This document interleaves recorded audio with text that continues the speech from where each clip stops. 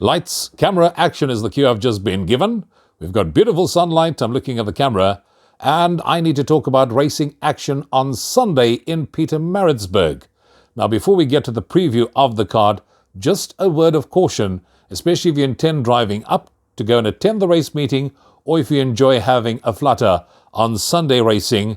There is traffic disruptions forecast on the N3 due to road closures between 9 and 11 on Sunday morning.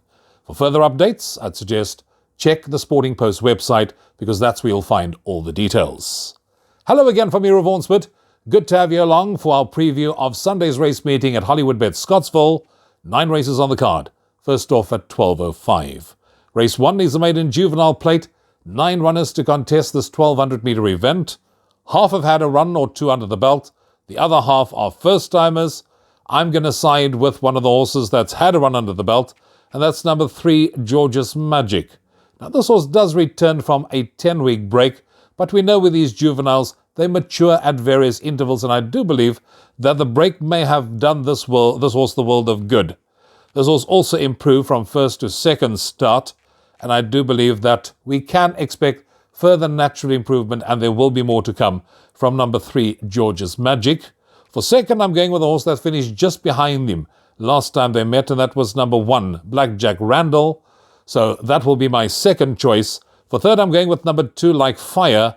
This one will be up there from the get-go and staying on at the business end of affairs. And then I need to throw in a first-timer. Let's throw in the 700,000 rand. Give me the green light colt. Number 8, Gotta Go Eddie. So 3, 1, 2, 8 are the selections in race number 1.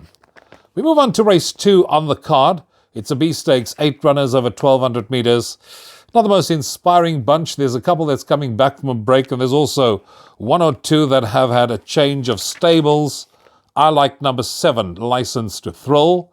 This horse won its last 2 starts over the course and distance.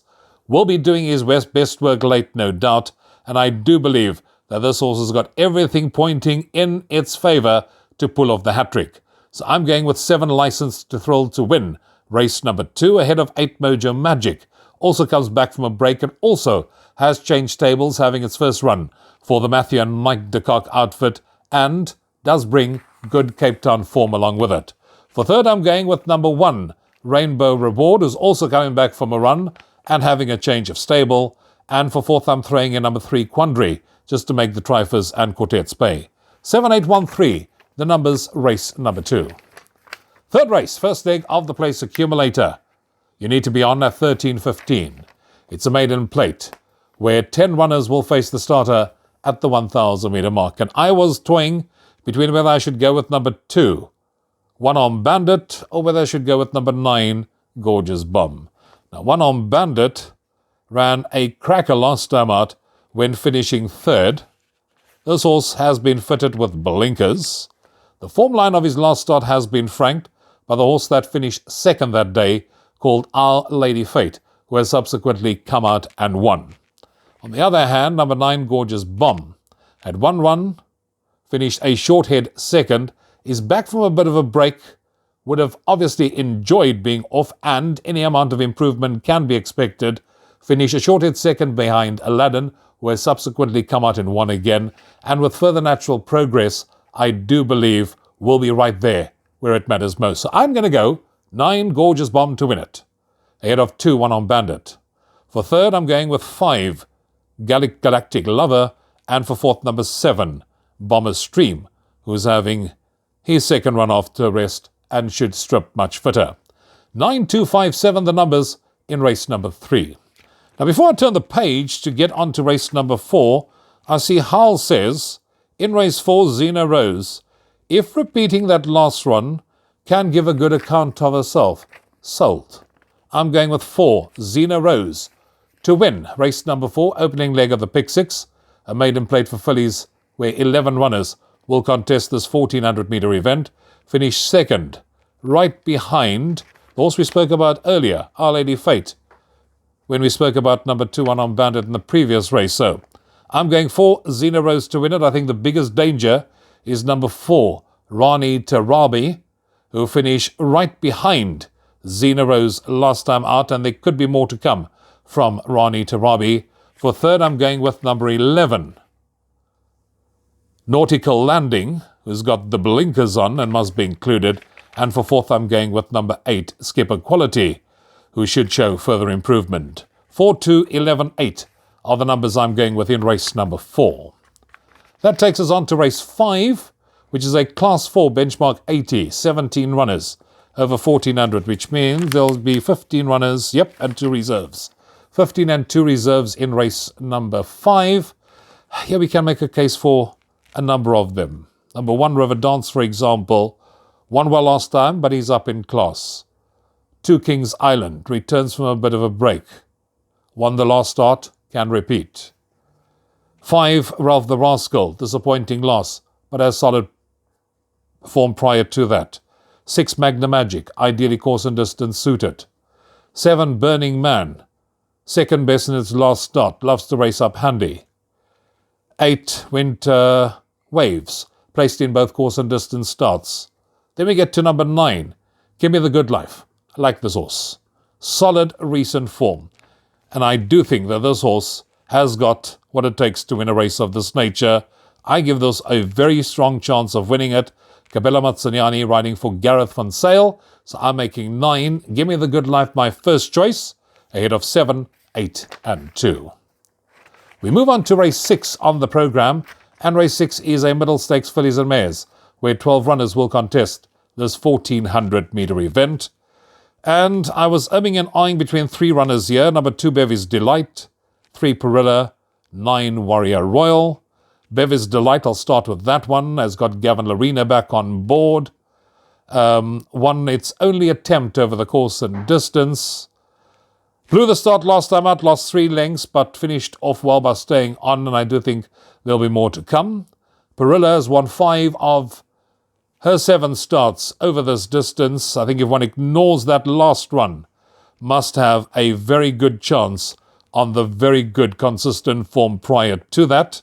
And then number 9, Warrior Royal, is 1.5 kilos better over the weights with number 2, Bevis Delight. And that was for a 1.1 length beating, so that puts the two of them right alongside of each other. So I'm going to go with number 3, Perilla to win it, ahead of 9, Warrior Royal, 2, Bevis Delight, and I'm tossing in 12, Go Like Flow for 4th, having her peak run, and should be right there where it matters most. 3, 9, 2, 12, the numbers, race number 6. That takes us on to race 7, which is an A Stakes, 8 runners over 1750. Immediately my eye fell on number 3, Cape Eagle. Now this horse ran in the Summer Cup in Johannesburg last time out. That was in Grade 1 company to finish just 4 lengths off the winner, but does come back from a lengthy lay of 14 weeks. This horse has been off. Yes, the stable has been doing exceptionally well in Cape Town, and if one looks at this distance column, you'll see 3 runs for 2 wins and a second. So he's ideally distance suited, and he's not without a chance. That all depends if he may not need the run. So I thought, let me look elsewhere. And when I got to number 8, Miss Platina, I was sold. She's got a paper stamp on her back, 50 kilograms.